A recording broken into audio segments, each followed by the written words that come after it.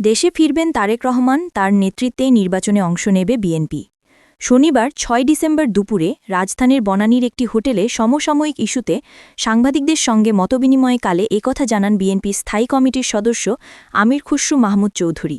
তিনি বলেন, তারেক রহমান সহসাই দেশে ফিরবেন, সবকিছু প্রস্তুত করা হচ্ছে। আগামী ত্রয়োদশ জাতীয় সংসদ নির্বাচনে তারেক রহমানই নেতৃত্ব দিবেন।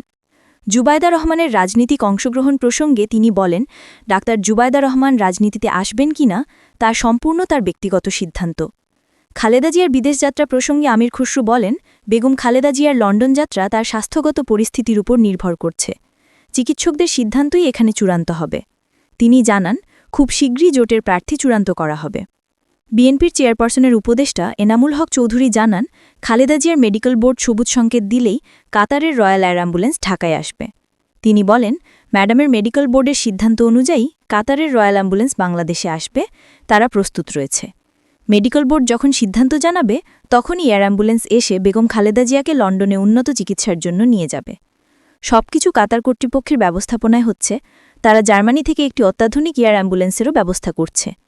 গত ২৩ নভেম্বর থেকে এভারকেয়ার হাসপাতালে চিকিৎসাধীন রয়েছেন বেগম খালেদা জিয়া।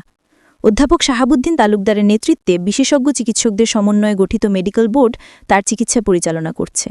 এই মেডিকেল বোর্ডে তারেক রহমানের সহধর্মিণী ডাক্তার জুবায়দা রহমান মানছেন। গতকাল তিনি ঢাকায় এসেছেন তার শাশুড়িকে উন্নত চিকিৎসার জন্য লন্ডনে নিয়ে যেতে।